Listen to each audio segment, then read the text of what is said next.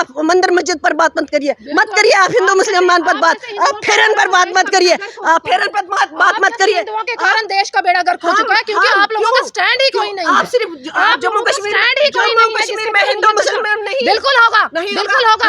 अगर कट्टरवादी सामने आएंगे, तो हम उसके अगेंस्ट होंगे। अगर यहाँ टारगेट किलिंग होंगी तो यहाँ पर हम उसके अगेंस्ट होंगे। हमारा यूथ सबसे पहले सर्वप्रथम हमारी हाईलाइट करने के लिए हमारी पब्लिक, सर्वप्रथम हमारी प्रजा, राजा।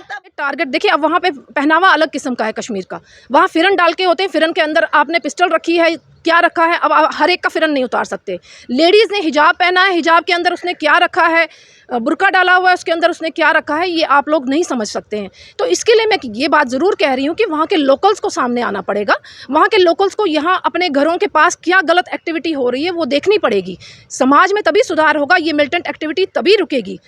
ये इसमें कोई शक नहीं कि सरकार का काम है सुरक्षा देना, मगर समाज का भी काम है एक दूसरे की मदद। ये कठपुतली है क्या जम्मू कश्मीर, जिसको आप नचाओगे? तो मतलब आप चाहते हैं कि भाई यहाँ पर टारगेट किलिंग हो, उस पर बात ना हो? आपकी राजनीतिक रोटियां सीखनी चाहिए। टारगेट किलिंग पर बात करती हूँ कि कश्मीरी माइग्रेंट्स के बच्चे क्यों मारे जाएंगे, मैं तो उसमें बात कर रही हूँ। सभी मारे जा रहे हैं, माइग्रेंट्स के नहीं है, हिंदू बच्चे भी मारे जा रहे हैं, बाहर के मजदूर भी मारे जा रहे हैं।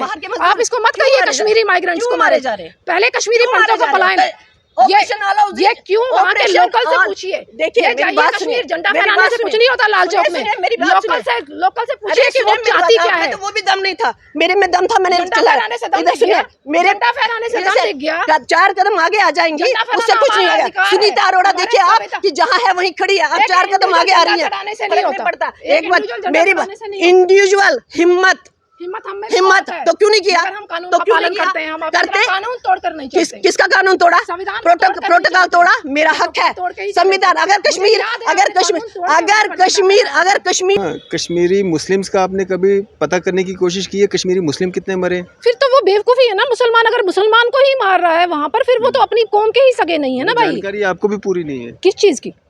मुस्लिम कितने मरे उसकी कोई खबर मैंने नहीं देखी। कश्मीरी पंडितों पे मूवी बन गई, आपने उसको सच मान लिया, लेकिन मुस्लिम कितने मरे इसकी आपको जानकारी? तो मुस्लिम की भी बनाते ना मूवी, हम उसको भी प्रमोट करते हैं अगर ऐसा कुछ हुआ है। देखिए, आपको किताबों में ये बताया गया है कि मुसलमान मरे हैं, मुसलमान वहाँ पर किसी की नहीं ऐसी डेथ हुई जैसे पंडितों के साथ हुई है। आंकड़े उठा दीजिए, सरकारी आंकड़े बताते हैं वहाँ पे। जो कश्मीरी पंडितों के साथ हुआ ना, मुस्लिम महिलाओं के साथ बलात्कार नहीं हुआ, वहाँ पंडितियानियों के साथ बलात्कार हुआ है। ठीक है, इसके प्रूफ हमारे सामने है। किस तरीके से आरे से काटा गया एक कश्मीरी पंडित महिला को, उसके प्रूफ हमारे सामने है।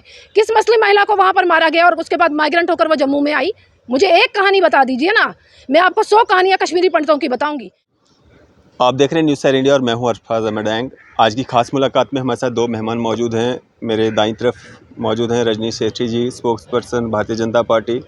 मेरी बाईं तरफ मौजूद हैं DPAP सीनियर नेता सुनीता अरोड़ा जी। सबसे पहले रजनी जी से बात करेंगे। रजनी जी, 9 साल बेमिसाल, क्या ऐसा 9 सालों में किया है बेमिसाल आपने, जनता फिर से आप पे विश्वास करे?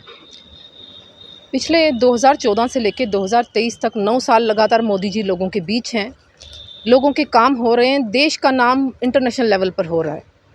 मैं अपने जम्मू कश्मीर की बात करूं, जम्मू कश्मीर में भी इतने फैसले किए गए जो आज तक कभी किसी सरकार ने नहीं किए।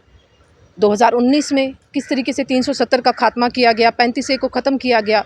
राष्ट्रवाद की भावना जो कश्मीर में कहीं ना कहीं ख़त्म हो रही थी, उसको दोबारा जोड़ने का काम अगर किया हमारे प्रधानमंत्री मोदी जी ने किया। मैं बात करूं डेवलपमेंट की, तो डेवलपमेंट के इतने इश्यूज़ हैं, IIM, IIT, एम्स, सड़कों का चौड़ीकरण, रेलवे ट्रैक्स का बनाना, कहीं ना कहीं लोगों को हर सहूलियत मुहैया हो उसके लिए काम किया गया।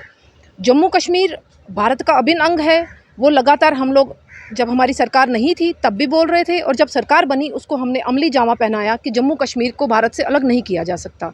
जो षड्यंत्र यहाँ कहीं ना कहीं पाकिस्तान रच रहा था इतने सालों से, उनके मुंह पर भी तमाचा मारा है भाजपा की सरकार ने। और जो यहाँ की रीजनल पार्टीज़ थी, जो यहाँ हिंदू मुसलमान कर रही थी इतने सालों से, वोट बैंक की पॉलिटिक्स को लेकर 9 साल में हम लोगों ने वो करके दिखाया। 9 साल मैं गिनती में नहीं बता सकती कि क्या क्या काम हुए हैं, मगर 9 साल हमारे जम्मू कश्मीर का सर गर्व से ऊंचा हुआ है। हमें महसूस हो रहा है कि हम यहाँ महफूज हैं। कहीं ना कहीं लोगों को लगने लगा था कि पाकिस्तान ने अगर कश्मीर से पंडितों का विस्थापन किया था, कहीं ऐसा समय तो नहीं आएगा कि यहाँ से डोगरों का विस्थापन हो जाए जम्मू से।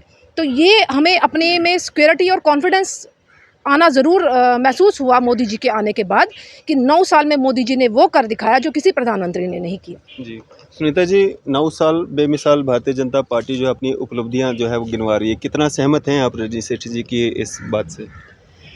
देखिए, मैं आपको ये कहना चाहूँगी इसमें कि जिस तरह से रजनी सेठी जी ने ये कहा कि यहाँ उपलब्धियाँ जो है भाजपा सरकार की वो काफ़ी सारी हैं, लेकिन मैं भाजपा सरकार से ये पूछना चाहूँगी कि जो मेमोरेंडम था पहले, जो मतलब मैनिफेस्टो उन्होंने बनाया था, जो मैनिफेस्टो में उन्होंने दिया था, उसमें ये था कि हमारे यूथ का मसला, हमारे जम्मू कश्मीर में जो माइग्रेंट हुए हैं, जो अपने ही मतलब कि स्टेट में विस्थापन का दश झेल रहे हैं, जो इन्होंने कहा अभी कि माइग्रेंट हुए लोगों की बात कर रहे हैं। मैं कश्मीरी पंडित जो अपने स्टेट में माइग्रेंट जो अपना विस्थापन का दश झेल रहे हैं, मैं पूछना चाहती हूँ कि उसमें कहाँ तक डेवलपमेंट हुआ? क्या हमारे जो यहाँ जो इस वक्त विस्थापित लोग हैं, क्या उनके साथ कहीं ना कहीं मतलब इंसाफ हुआ है? क्या हमारे जम्मू कश्मीर के यूथ के साथ इंसाफ हुआ है? आप नौकरियों की बात कर रहे हैं, क्या उन्हें वो नौकरियाँ मिल पाई हैं? क्या हमारा यूथ जो है वो सिक्योर हैंड्स में है या नहीं है? आप मुझे बताइए कि इस वक्त जम्मू कश्मीर, अगर ड्रग्स की बात करें तो नंबर 1 पे हमारा जम्मू कश्मीर है, जो बच्चे यहाँ पे ड्रग्स ले रहे हैं। और मैं ये कहना चाहती हूँ कि उपलब्धि तो तब होती, पाकिस्तान के साथ रिश्तों की इन्होंने बात करी, मैं तो तब ये कहती कि सील बंद है, जैम पैक है। मैं पत्रकारिता कर चुकी हूँ, आज मैं DPAP के स्पोक्स पर्सन हूँ, लेकिन जैम पैक है हमारी मतलब LOCs, हमारे इंटरनेशनल बॉर्डर्स। ड्रग्स आते कहाँ से हैं? हमारा जम्मू कश्मीर का यूथ जो है वो मतलब बुराइयों की ओर क्यों चला गया, जबकि जम्मू कश्मीर का यूथ पूरे वर्ल्ड में माना जाता है कि टैलेंटेड यूथ है। तो उपलब्धि तो तब होती जब हमारे यूथ को यहाँ अपॉर्चुनिटीज़ मिलती, उपलब्धि तो तब होती जब हमारा विस्थापित कश्मीरी पंडित अपने घर में उनकी वापसी जो है बाइज़्ज़त होती है, जो कि भाजपा सरकार ने जब वो 2014 में जब उनकी सरकार बनी थी, उन्होंने कहा था कि हम कश्मीरी पंडित को बाइज़्ज़त उनके घर लेके जाएंगे। लेकिन क्या हुआ? Target killings. आप मुझे बताइए कि अगर बच्चों को वहाँ पे नौकरी दी गई, जो विस्थापित बच्चे हैं, अगर उनको PM पैकेज के तहत वहाँ पे भेजा गया तो क्या आया? उनके ताबूत आए यहाँ पे। तो मैं उपलब्धियाँ गिनाती हूँ, मैं कहती हूँ कि हाँ, मोदी जी ने भारत में बहुत सारे ऐसे काम किए हैं जिससे कि भाजपा सरकार अपनी उपलब्धियाँ गिना सकती है। लेकिन मैं उन्हें ये कहना चाहती हूँ कि आपने धारा 370 हटाया था, धारा 370 हटाने के बाद हमारे जम्मू कश्मीर को क्या मिला? मुझे एक बात बताइए आप कि क्या मिला जम्मू कश्मीर को? क्या मिला जम्मू कश्मीर के यूथ को? क्या मिला कश्मीरी पंडित विस्थापित को? मुझे उसमें देखना है कि हमारे स्टेट में उपलब्धि हुई है कोई कि नहीं हुई है। ऐसा कुछ नहीं है। अभी आप देख लीजिए 9 महीने यहाँ पे जो हमारे यूथ है वो सड़कों पे बैठे, उन पे लाठियाँ बांधी गई। बॉर्डर सिक्योरिटी बॉर्डर बटालियन की बात करेंगे, उसमें गर्ल्स थी जिनके ऊपर लाठियाँ बांधी गई, और पुरुष मतलब महिलाओं पे पुरुष सुरक्षाकर्मियों ने मतलब कि हाथ डाले। क्या इसको उपलब्धि गिनाएंगे आप? मैं ये कहती हूँ कि ठीक है, आप कहते हैं कि हमने यहाँ पर मतलब कि डेवलपमेंट किया है, सड़कें बनाने से क्या यूथ का भला होगा? सड़कें आप बनाएं, उन पे चलने वाले यूथ को तो पहले सशक्त कर लीजिए। आपने उनको सशक्त किया है? नहीं। आपका ये वादा था कि मुझे आज भी याद है कि मोदी जी जब यहाँ पे ये रियाल में बनी हुई है वो यूनिवर्सिटी, जब उनका वहाँ पे मतलब कि एक जलसी हुई थी, एक जलसा हुआ था, एक रैली हुई थी, और रैली में उन्होंने अपने भाषण में कहा था कि मैं जम्मू कश्मीर की जो तस्वीर बदल दूँगा। मुझे तो तकदीर बदलती हुई दिखाई दे रही है अपने यूथ की। हमारा यूथ तो सड़कों पर आ रहा है हमारे। हाँ बिल्कुल, आप मतलब मैं आपको ये कहना चाहूँगी कि मैं सिर्फ ये कहना चाहती हूँ कि हमारे यूथ के लिए क्या किया भाजपा सरकार ने। रजनी मैम, 5 अगस्त 2019 के बाद क्या डेवलपमेंट हुई जम्मू कश्मीर की? मतलब टारगेट किलिंग्स में जो लोग शहीद हो रहे हैं, क्या कारण है? देखिए, पहले मैं सुनीता जी का जवाब दे दूं। ये शायद DPAP आज़ाद जी ने जो नई पार्टी बनाई है उसकी स्पोक्स पर्सन है। सबसे पहले इनको सवाल अपने नेता से करना चाहिए। जो कांग्रेस में इतने साल रहे, उन्होंने जम्मू कश्मीर की दशा ऐसी क्यों की? कांग्रेस यहाँ लगातार सरकार में रही है, पंडितों का विस्थापन उनके दौर में हुआ है, उस समय उन्होंने आवाज़ क्यों नहीं उठाई? आज ये भाजपा पे कटाक्ष कर रहे हैं कि भाजपा ने कुछ नहीं किया। मुझे लगता है कि भाजपा ने ही करना है, जो पंडितों का मसला हल होगा वो भाजपा के शासन में होगा। ये बात कर रही हैं युवाओं की। युवा इनके काल में बैकडोर एंट्रीज़ होती थी, आज वो बेचारे सड़क पर खज्जल हैं। उनके लिए कोई पूछगिछ नहीं है, क्योंकि उनको कहीं ना कहीं किस तरीके सिफारिशी लगाए जाते थे, उनको 500 और 1000 के सैलरीज़ पे उनको लगाया जाता था। ये सवाल सबसे पहले इनको अपने नेता से करने चाहिए, भाजपा बाद में आती है। रही बात 370 के ख़त्म होने के बाद कि यहाँ पर क्या क्या चीज़ें हुई हैं, मुझे जहाँ तक लगता है कि सबसे पहले हमारा जम्मू कश्मीर बचेगा तो सारी चीज़ें पॉसिबल हैं। जो जम्मू कश्मीर की दशा थी, ये आप भी जानते हैं कि किस दशा में जा रहा था, किस तरीके से हिंदू मुसलमान आपस में लड़ रहे थे। कुछ कट्टरवादी मुसलमानों द्वारा हर दिन आह्वान हो रहा था कि भाई पंडित यहाँ से निकल जाए, और जम्मू में भी ऐसा माहौल बनाने की कोशिश की जा रही थी। बठिंडी की देखें, सिद्रा की देखें, तो यहाँ पर ऐसा माहौल बनाने की कोशिश की जा रही थी। राष्ट्रवाद की भावना कश्मीर में भी लोगों में भरी हुई है, मगर वो दिखाई नहीं दे रही थी, मीडिया उसको कवर नहीं कर रहा था। जो 1-8% पत्थरबाज थे उनको हाईलाइट किया जा रहा था। ये स्कूली जो इमारतें थी वहाँ पर भारत का झंडा लगाने को नहीं दे रहे थे, वहाँ ISIS के झंडे फहराए जा रहे थे। इनके शासनकाल में, कांग्रेस के शासनकाल में ये सब हुआ है। कांग्रेस ने आज तक तमाशा देखा जम्मू कश्मीर का। अफसोस इस चीज़ का होता है कि इसको राजनीतिक मुद्दा बना दिया इन लोगों ने, आज तक इसका सोल्यूशन किसी ने नहीं किया। 5 अगस्त 2019 के बाद बदलाव क्या आया? जी, मैं वही बता रही हूँ आपको। 5 अगस्त 2019 के बाद राष्ट्रवाद की भावना जम्मू कश्मीर के लोगों में जागी है। जो किलिंग तो हो रही है ना, टारगेट किलिंग, उन्होंने अपना स्ट्रेटजी चेंज कर दी है मिलिटेंट्स ने। वो पहले फिदाइन अटैक करते थे, आर्मी के कैंप्स पे अटैक करते थे, अब उन्होंने देखा कि किस तरीके से सख्ती हो रही है। अब टारगेट किलिंग में वहाँ के समाज की भी इन्वॉल्वमेंट है अरफात जी, इसको समझना पड़ेगा। मैं बार बार अपने इंटरव्यूज़ में ये कह रही हूँ कि जब तक मिलिटेंट को सपोर्ट नहीं होगी, उसको लोकल शेल्टर नहीं मिलेगा, तब तक वो अपने करतूत को अंजाम नहीं दे पाएगा। ये शेल्टर उनको वहाँ के लोकल से मिल रही है, चाहे पैसों के ज़रिए मिल रही है, चाहे उनके पाकिस्तान के वो फेवरेबल हैं। मैं वही बात गिन रही हूँ कि 1-2% ऐसे लोग हैं जो कहीं ना कहीं पाकिस्तान परस्त हैं, जो कहीं ना कहीं कट्टरवादी हैं, मुस्लिम कम्युनिटी के। जी बिल्कुल, मुस्लिम कम्युनिटी के कट्टरवादी हैं, जो जम्मू कश्मीर में शांति नहीं चाहते। इसमें रीजनल पार्टीज़ को भी आप इन्वॉल्व कर लीजिए, क्योंकि वो अपने वोट बैंक पॉलिटिक्स के लिए यहाँ के लोगों का खून बहा सकते हैं। 87 से आप लोगों ने देखा किस तरीके से इलेक्शन में जो उन्होंने प्रोसेस किया, कैसे रिगिंग हुई, तो वो सारा प्रोसेस वहाँ से शुरू हुआ है। इसकी जड़ पर जाना पड़ेगा।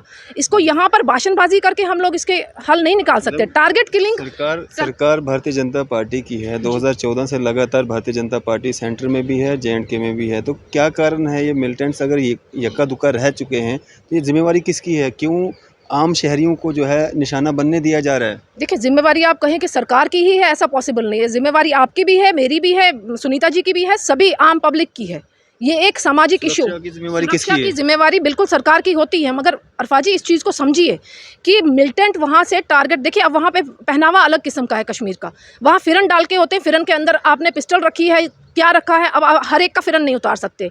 लेडीज़ ने हिजाब पहना है, हिजाब के अंदर उसने क्या रखा है, बुर्का डाला हुआ है, उसके अंदर उसने क्या रखा है, ये आप लोग नहीं समझ सकते हैं। तो इसके लिए मैं ये बात ज़रूर कह रही हूँ कि वहाँ के लोकल्स को सामने आना पड़ेगा। वहाँ के लोकल्स को यहाँ अपने घरों के पास क्या गलत एक्टिविटी हो रही है वो देखनी पड़ेगी। समाज में तभी सुधार होगा, ये मिलिटेंट एक्टिविटी तभी रुकेगी। ये इसमें कोई शक नहीं कि सरकार का काम है सुरक्षा देना, मगर समाज का भी काम है एक दूसरे की मदद करना, सरकार को इतला करवाना कि अगर कुछ गलत हो रहा है। ये हमारे समाज का दायित्व बनता है। ड्रग्स क्यों बढ़ रहे हैं? ड्रग्स क्यों बढ़ रहे हैं? पाकिस्तान ने देखा कि यहाँ पर मिलिटेंसी को वो सरेआम अंजाम नहीं दे पा रहा। पाकिस्तान ने चाहा कि यहाँ के यूथ गुमराह हो जाए, यहाँ का यूथ नशेड़ी बन जाए, यहाँ का यूथ तबाह हो जाए, क्योंकि जम्मू कश्मीर तो वो तबाह करना ही चाहता था। आता कहाँ से है? आता तो पाकिस्तान से ही होगा, बॉर्डर क्रॉस करके आता होगा। कहने का मतलब मेरा ये है, कहाँ पे आ रहा है? के सगे ने कहाँ पे आ रहे हैं? अब मेरे को पूरी इन्फॉर्मेशन नहीं है कहाँ पर आ रहा है, किसको मिल रहा है। हाँ, बिल्कुल यहाँ आ रहा का है, यूथ, बिल्कुल यहाँ का यूथ उसको कंज्यूम कर रहा है, बिल्कुल कर रहा है, और कश्मीर का सबसे ज़्यादा कर रहा है। कश्मीर का यूथ कंज्यूम इसलिए कर रहा है क्योंकि कहीं ना कहीं वो फ्रस्ट्रेटेड है और उनको लगता है कि ये ड्रग्स लेने से ही सारे मसले हल होंगे। तो इस पर भी शिकंजा कसने की ज़रूरत है सरकार को। अब आप कहेंगे कि समाज को इसको ठीक करना पड़ेगा, मगर सरकार का भी दायित्व बनता है कि ये ड्रग्स आ कहाँ से रहा है, ड्रग्स डिस्ट्रीब्यूट। देखिए, सरकार इस समय LG शासन है जम्मू कश्मीर में, आप इसको नहीं, LG सबका है, एलजी हमारा नहीं है। इसको एलजी पीएम भी सबके हैं, वैसे तो पीएम भी सबके हैं, लेकिन भारतीय जनता पार्टी से ताल्लुक रखते नहीं। तो वो जीत के आए हैं ना जी, एलजी साहब जीत के नहीं आए, वो नॉमिनेटेड हार के आए हैं, वो जीत के नहीं आए, वो नॉमिनेटेड हार के आए हैं। मुझे उससे कोई लेना देना नहीं, वो हमारी जम्मू कश्मीर के एलजी हैं, मेरा फोकस उस पे है। एलजी साहब का किसने उनको, वो केंद्र सरकार का काम है, किसकी है? हर स्टेट में, हर यूटी में एलजी बनाकर भेजा जाता है, और एलजी का काम है, वो कांग्रेस से भी मिलता है, वो अलग पार्टियों से भी मिलता है, वो सिर्फ बीजेपी के कार्यकर्ताओं से नहीं मिलता। और जो लोकल इश्यूज हैं, एलजी एडमिनिस्ट्रेशन उसको कैसे हैंडल करती है, ये एक इशू इस टाइम है। ड्रग्स का अभी भी डांगरी के लोग जो है ना सड़कों पे हैं, प्रोटेस्ट कर रहे हैं, मांग कर रहे हैं कि उन हत्यारों को पकड़ा जाए, उसके पीछे जो कहानी थी उसको सामने लाया जाए, लेकिन वो अभी तक आप कर नहीं पाए। आप फिर मेरे पे कटाक्ष कर रहे हैं। देखिए, सरकार एलजी की है, भाजपा के हम वक्ता हैं, भाजपा के वक्ता के नाते हमारा काम उनको पकड़ना नहीं है। हम दबाव बना सकते हैं एलजी पे, हम दबाव बनाया आपने, कब आपने बात की? देखिए, आप समझेंगे कि प्रोटेस्ट हम सड़कों पर करेंगे, वो पॉसिबल नहीं होता। जब एलजी यहाँ पर हम मेमोरेंडम देके जा सकते हैं, हमारे यहाँ कमेटी बनाई गई हैं अलग अलग इश्यूज़ को लेकर। अभी करंट इश्यूज़ को लेकर 2 दिन पहले कुछ और कमेटी बनाई थी अध्यक्ष जी ने, तो वो सब इश्यूज तो डेली वेजरों के लिए भी बनाई थी, अभी तक उसका भी कुछ नहीं हुआ। आप क्या चाहते हैं, मतलब डेली वेजर को अनाउंस कर दें कि भाई रेगुलराइज कर दिया गया है और उनको फिर सैलरी के लिए तड़पना पड़े?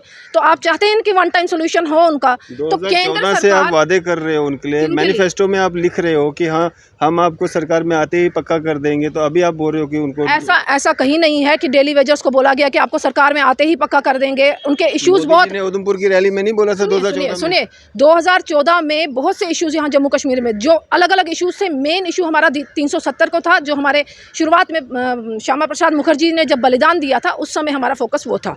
उसको लेकर लगा देते, वो देखिए, वो सरकारी काम है। आप प्रवक्ता के नाते मुझसे जो सवाल करेंगे, मैं पार्टी के इश्यूज को लेकर आप पे बात कर सकती हूँ। जो एडमिनिस्ट्रेशन इश्यूज हैं, 371 लग सकता है, तो जे&के में नहीं लग सकता है? क्यों नहीं लग सकता है? लगाना चाहिए, सरकार को देखना चाहिए, जिससे हमारी प्रॉपर्टी राइट्स हमारे बचे, जिससे सरकार नहीं, सेंटर में आपकी सरकार है, उनसे बात कीजिए ना। तो वो कर रहे हैं ना जी। देखिए, जो मेरा काम है, मैं प्रवक्ता के नाते आवाज उठाई कि 371 लगनी हमारे जे&के में 371। हमारे अध्यक्ष जी ने लगातार बात की है कि जम्मू कश्मीर के लोगों के राइट्स को ख़त्म नहीं किया जाना चाहिए। जो हकूक़ सभी को हैं, वो जम्मू कश्मीर के लोगों को भी मिलना चाहिए। अध्यक्ष जी ने लगातार बात की है। सुनीता जी, क्या कहना चाहेंगे जिस तरह से यहाँ पे बात कर रही हैं कि हाँ 371 के लिए या बाकी चीज़ें हो रही हैं? पहले तो मैं बहन रजनी जी को दुरुस्त करना चाहूँगी। इन्होंने ये कहा है कि कांग्रेस की सरकार के टाइम पे विस्थापन हुआ है। इन्हें ये बता दूं मैं कि उस वक़्त सरकार भाजपा की थी, वीपी सिंह जी थे उस वक़्त सेंटर में, उस वक़्त कांग्रेस की सरकार नहीं थी। दूसरी बात इनको ये दुरुस्त करना चाहूँगी कि पार्टी जो है इस वक्त, इन्होंने कहा कि अपने नेता से पूछना चाहिए। हमारे जो नेता है गुलाम नबी आज़ाद साहब, वर्ल्ड फेमस नेता है वो, उनकी एक अपनी छवि है पूरे हिंदुस्तान में नहीं बल्कि पूरे वर्ल्ड में। मैं आपको इन्हें ये कहना चाहूँगी कि उन्होंने जो पार्टी बनाई है वो उन्होंने अपने बिहाव पे बनाई है, किसी के बिहाव पे नहीं। जो मैं उनसे या जो कोई उनसे ये सवाल करेगा कि भाई आपने क्या किया, जिस वक्त आज़ाद साहब, इन्होंने अभी एम्स की बात की, इन्होंने मतलब कि कॉलेजेस की बात की, इन्होंने स्कूल्स की बात की, इन्हें ये पूछिए वो किसकी देन है? यहाँ एम्स किसने दिए? वो गुलाम नबी आज़ाद साहब ने दिए। क्या वो भूल गए हैं ये लोग? क्या इन्हें उस चीज़ पर नहीं जाना चाहिए? मैं तो ये कहती हूँ, चलो उन्होंने तो अपने 2.5 साल के कार्यकाल में ये सब कुछ दिया। जम्मू कश्मीर की इतनी यहाँ पे उपलब्धि है उनके लिए, जो कि बच्चा जानता है। मैं ये पूछना चाहती हूँ, उन्होंने तो 2.5 साल बेमिसाल निकाले थे, आप तो 9 साल बेमिसाल में आप मुझे गिनवाइए आपने क्या क्या किया है। मैं तो इनसे ये पूछना चाहूँगी, मुद्दे को मत हटाइए। इन्होंने कहा कि कश्मीर में मिलिटेंसी अभी है, वो सब लोगों को मिल के करना चाहिए। वहाँ फेरन लगा कर आते हैं, हर फेरन लगाने वाला इंसान वहाँ पे मिलिटेंट नहीं है। मैं इनसे ये पूछना चाहूँगी कि अगर ये कहते हैं कि ऑपरेशन ऑल आउट में अगर G20 की मीटिंग होती है, उसमें ये कहा जाता है कि ऑपरेशन ऑल आउट हुआ है और जम्मू कश्मीर में हालात सामान्य है, डांगरी में 5 हमारे फौजी भाई मारे जाते हैं। पहले वहाँ पे इतना बड़ा कांड हो जाता है कि एक ही घर के मतलब कि 3-3 4-4 चिराग जो है वो मारे जाते हैं। और उस समय क्या था? उस समय सरकार किसकी थी? अपने मुद्दे को हटाकर बल्ला मत झाड़िए। मैं कहती हूँ कि काम करना अभी भी वक्त है, अभी भी कुछ नहीं बिगड़ा है कि काम करना शुरू कर दीजिए। हमारी पार्टी DPAP जो है डेमोक्रेटिक प्रोग्रेसिव आज़ाद पार्टी जो है वो ज़मीनी सतह पे काम करती है। हमारा नेता 19 घंटे पूरे जम्मू कश्मीर में जगह जगह पे लोगों से मिल रहे हैं, वो जगह जगह लोगों की परेशानियां वो उनसे पूछ रहे हैं, वो उस पर काम कर रहे हैं। ये नहीं है कि मैं उनकी वक्ता हूँ, मैं घर में बैठकर या मैं आपके साथ यहाँ पे बैठकर TV चैनल पे अपना भाषण दे रही हूँ। नहीं, मैं वो नहीं कर रही हूँ। हमारा एक एक नेता सड़कों पर है, हमारा एक एक नेता हर ज़िले में है। आप बात कर रहे हैं हमारे यहाँ के स्टूडेंट्स की, उनके लिए अभी इतना बड़ा फरमान जारी कर दिया LG गवर्नमेंट द्वारा। हमने एक दिन यहाँ पे प्रोटेस्ट किया और उसी दिन शाम को वो ऑर्डर जो है वो निकाला गया कि नहीं, बच्चों को, जम्मू कश्मीर के बच्चे जो है वो यहाँ पर कर सकते हैं, अपने इंटरव्यूज़ यहाँ से दे सकते हैं। मैंने ये कहना चाहती हूँ कि 2014 से लेकर 2023 तक वो जो आप बेमिसाल कह रहे हैं 9 साल बेमिसाल, उसमें बेमिसाल है क्या?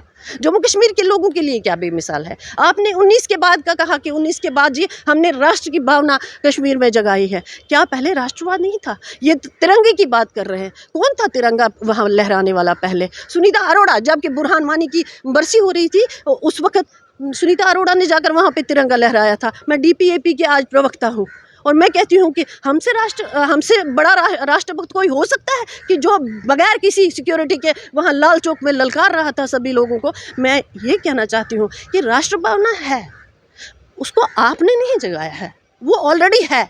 अगर हमारे यहाँ पे अगर आपने बोला कि फेरंदारी एक जो वहाँ पे है वो मिलिटेंट है, तो आपने एक फेरंदारी के साथ तो कोलिशन किया था, वो भी तो वहीं का है। आपने उनके साथ कोलिशन नहीं किया था क्या? तब आपको ये नहीं दिखाई दिया कि भाई वो मिलिटेंट हो सकते हैं, उनके फेरन के अंदर गन हो सकती है बंदूकों से? नहीं, ये बातें जो है ना ये बेबुनियाद बातें हैं। मैं कहती हूँ कि उस पर आ जाइए आप कि हमारा ये धर्म की भावना, ये हिंदू मुस्लिम की भावना, इसको पीछे छोड़ दीजिए। आप कहिए कि हमारा यूथ जो हमारे स्टेट का भविष्य है, हमने उसके लिए काम करना है। आप कहिए कि हमारा विस्थापित पंडित जो कि 32 सालों से विस्थापन का दश झेल रहा है, उसको अपने घर में लेके जाना है। उसको इस तरह से घर में नहीं लेके जाना है कि भाई उसको वहाँ पे भेज दिया जबरन, उसके लिए नए नए मतलब कानून आपने लागू कर दिए, आपने मतलब कि हिटलर शाही कर दी, उसको भेज दिया वहाँ पर और उसको वहाँ पे गन शॉट उसको लग गया और उसको ताबूत में घर भेज दिया। और विलाप कौन कर रही है? उसकी मासूम माँ, उसकी मासूम बीवी, उसके मासूम बच्चे। ये इसको कोई वो नहीं कहेंगे कि हम नहीं, हमारे ये हमने 9 साल बेमिसाल। 9 साल बेमिसाल में क्या ताबूत में लाशें आनी चाहिए? 9 साल बेमिसाल में क्या लोग हमारे जम्मू कश्मीर के बच्चे ड्रग्स लेने चाहिए? नहीं, मैं कहती हूँ कि वो आज़ाद साहब के 2.5 साल गिन लीजिए। उस आज़ाद साहब के 2.5 साल में आप देख लीजिए कि जम्मू कश्मीर की बेहतरी के लिए उन्होंने क्या क्या किया है। वो तो बच्चा बच्चा जानता है। वो अगर आज पार्टी डेमोक्रेटिक आज़ाद पार्टी को बने हुए अभी 7-8 महीने हो गए, लेकिन उनकी तो वाहवाही हो रही है पूरे जम्मू कश्मीर में। क्यों हो रही है? क्योंकि उन्होंने काम किए हैं। हम कहीं से जब कांग्रेस की गवर्नमेंट को लोगों ने दुत्कारा था, मैं ये कहूँगी कि दुत्कारा था, भाजपा को वोट दिए थे। किस लिए दिए थे? इसीलिए दिए थे कि हमारा यहाँ पे कल्याण होगा। आप देख लीजिए क्या कल्याण हो रहा है। आप देख लीजिए कि किस तरह हमारी बहन बेटियां जो है वो मारी जा रही है, दहेज के हत्थे चढ़ रही हैं। कौन सी पॉलिसीज़ है? आपने आरक्षण बोला। मैं अफसोस के साथ कहना चाहूँगी अपनी बहन रजनी जी को कि आज जबकि हमारी बहनें बेटियां मारी जाती हैं, आज आप लोग कोई प्रोटेस्ट नहीं करते हैं। आप भूल गए दिल्ली में जब कांड हुआ था तो किस तरह आप लोग सड़कों पर थे। आप भूल गए कि महंगाई बढ़ती थी और आप प्याज की मालाएं लगा लगा कर सड़कों पे आते थे। मैं रिपोर्टिंग करती थी, मुझसे कुछ नहीं छुपा हुआ है। मैं ये कहना चाहूँगी कि आज भी महिला के लिए आप सशक्त होकर सामने आ जाइए। आज भी महिला के लिए आप लड़िए। आज भी महिला के लिए आप सामने आइए कि नहीं, ये वही बहन है जो 2014 से पहले थी, आज भी वही है। ठीक है, इस तरह के काम करिए। मैं बोलूँगी हमारी पार्टी जो है, हम इस वक्त पूरी, हालांकि हमारी पार्टी सत्ता में नहीं है, यहाँ सही कहा इन्होंने कि यहाँ गवर्नर राज है, यहाँ पे इस वक्त LG गवर्नमेंट है, हमारे LG साहब कर रहे हैं, लेकिन उनको ऑर्डर्स कहाँ से आते हैं? आप मुझे बताइए। ऑर्डर्स हम तो नहीं दे रहे हैं, DPAP पार्टी के चेयरमैन तो नहीं दे रहे हैं, उनको ऑर्डर्स जो आ रहे हैं वो केंद्र सरकार से आ रहे हैं। तो हमारे यहाँ के जितने भी चुने हुए नेता है, 25 नेता हमने चुन के दिए थे यहाँ कि ये हमारे यहाँ को जम्मू कश्मीर को रिप्रेजेंट करेंगे। हमारे मसले जो हैं वो केंद्र सरकार में जाकर बोलेंगे और यहाँ के मसले हल हो जाएंगे। क्या हुआ?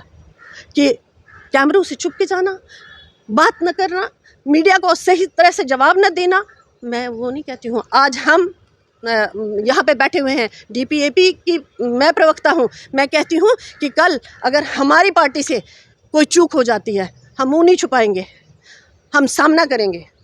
हमारे जो चेयरमैन हैं पार्टी के, आप मुझे बताइए, वो डायरेक्ट बात करते हैं होम मिनिस्टर से। अगर जम्मू कश्मीर की कोई भी बात होती है, अभी आप बात कर रहे हैं जब यहाँ पे इन्होंने ये एनकरेजमेंट ड्राइव जो चलाई थी, आज़ाद साहब ने डायरेक्ट बात की होम मिनिस्ट्री में कि जम्मू कश्मीर में हो क्या रहा है, गरीब लोगों को इस तरह से आप तंग क्यों कर रहे हैं।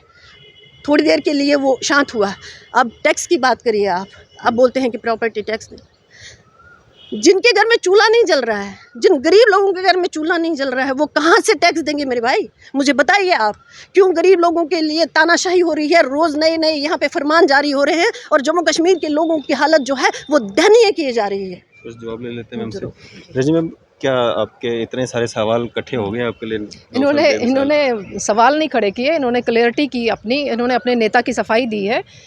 मुझे लगता है कि पहले इनको देखना चाहिए कि इनके नेता ने कांग्रेस क्यों छोड़ी। पहली बात, कांग्रेस छोड़ने के पीछे क्या रीज़न रहा? इतने साल उन्होंने मलाइयाँ खाई उस कांग्रेस की, और आज उनको छोड़ने की क्या नौबत आई, ये भी देखने की ज़रूरत है। और आपको लगता है कि मुझे नहीं दिखे ये सड़कों पर, किसी भी इशू को लेकर ये सड़क पर नहीं दिखे। ये कह रहे हैं हम सड़कों पर हैं। अगर अपोजिशन सड़क पर होती तो ऐसा कोई मुद्दा नहीं था जो सॉल्व नहीं होता। भाजपा जब अपोजिशन में थी वो सड़कों पर होती थी, जेलों का उन्होंने मुँह देखा हुआ है। यहाँ पर जो करंट इश्यूज़ होते थे उसको लेकर भाजपा सड़कों पर रहती थी। आप 4 बंदे भी बता दीजिए जो DPAP के सड़क पर दिखे हों, या CUET के इश्यूज़ को। हमारे MP जुगल जी ने लेटर भेजी। अब ये यहाँ पर झूठ बोले मीडिया के सामने, मैं उसमें क्लियरिटी नहीं कर सकती, मगर मेरे पास विद प्रूफ लेटर है जुगल जी की, जो उन्होंने सेंटर में भेजी कि यहाँ CUET का मसला है तो वो उसको सॉल्व कीजिए। उस मसले को इन्होंने शायद अब मेरिट पर कर दिया है। ये LG एडमिनिस्ट्रेशन अपने लेवल पे काम करता है, भाजपा का काम है जो बीच में कमियां होंगी वो उन तक पहुंचानी, उन तक आवाज़ करनी। हमारे अध्यक्ष जी लगातार कमेटीज़ बनाते हैं जो हमें लगता है कि ये इशू सॉल्व होने चाहिए। जो इन्होंने बात की कि यहाँ के युवाओं के लिए ये चिंतित हैं, अगर वो चिंतित होते इनके नेता, तो मुझे लगता है वो कांग्रेस में रहकर इनके मसलों को हल करते। वो अपनी नई पार्टी बनाकर यहाँ पर कोई सोल्यूशन नहीं लाते। और नई पार्टी को खड़ा होने में आप सोचें कि 1 साल में नई पार्टी खड़ी होगी, तो वो पॉसिबल नहीं है। लोग एक्सेप्ट नहीं करते, चाहे जितना मर्जी कद हो किसी नेता का। उनकी करतूतें, क्योंकि कांग्रेस पे लाछन लग चुका है भ्रष्टाचार का, कांग्रेस पे लाछन लग चुका है देश को बेचने का। उस पार्टी में वो काम कर चुके हैं और आज वो अपने आप को साफ सुथरा निकल कर बाहर आ गए हैं और कह रहे हैं कि मेरा उस पार्टी से कोई वास्ता नहीं जहां मलाइयां वो खा बैठे, जहां पर वो पार्लियामेंट में जा चुके हैं। और आज वो उनकी प्रवक्ता यहाँ पर बोल रही हैं कि हमारे नेता ने बहुत काम किए हैं 2.5 साल में। मुझे काम बता दीजिए, हमने तो 9 साल के काम गिनवाए हैं, अलग अलग काम बताए हैं कि मोदी जी ने क्या क्या काम किए। इंटरनेशनल लेवल पर इस समय बाहर के प्रेसिडेंट, बाहर के प्राइम मिनिस्टर हमारे प्राइम मिनिस्टर को बॉस बोलते हैं। कुछ क्वालिटी तो होगी ना प्रधानमंत्री में। हम गर्व महसूस क्यों कर रहे हैं? हमारा हिंदू समाज गर्व महसूस क्यों कर रहा है? कहीं ना कहीं इन्होंने बात की कि हिंदू मुसलमान ना करें। अगर हिंदू मुसलमान ना करें तो जम्मू कश्मीर को कहाँ पहुँचाना है आप लोगों ने? मुझे इतना बता दीजिए। अगर कट्टरवादियों के खिलाफ आप आवाज़ नहीं उठाएंगे तो आज की डेट में जम्मू से आप बाहर हैं। इसके लिए हमें आवाज़ उठानी पड़ेगी। हम मुसलमानों के अगेंस्ट नहीं हैं, हम उन मुसलमानों के अगेंस्ट हैं जिन्होंने यहाँ कट्टरवाद फैलाया, जिन्होंने जम्मू कश्मीर में सिर्फ अपनी वोट बैंक की राजनीति की है। कोलेशन की बात इन्होंने महबूबा जी की देखिए, के साथ तो क्या कट्टरवाद फैलाने आप अपने समय पे बात कीजिएगा ना, मैं जवाब दे दूं, आपके पॉइंट्स को क्लियर कर दूं, ठीक है? तो नहीं बोलती मैं, सारे पॉइंट्स याद हैं। तो महबूबा जी की इन्होंने बात की। देखिए, हम 25 सीटें जीत कर आए थे। जम्मू की इच्छा थी कि भाजपा यहाँ पर सरकार बनाए। जम्मू के लोग चाहते थे कि यहाँ पर जो हमारी इच्छाएँ हैं वो भाजपा के द्वारा ही पूरी होंगी। महबूबा जी ने हमारे साथ कोलिशन की, स्मूथ चल रहा था।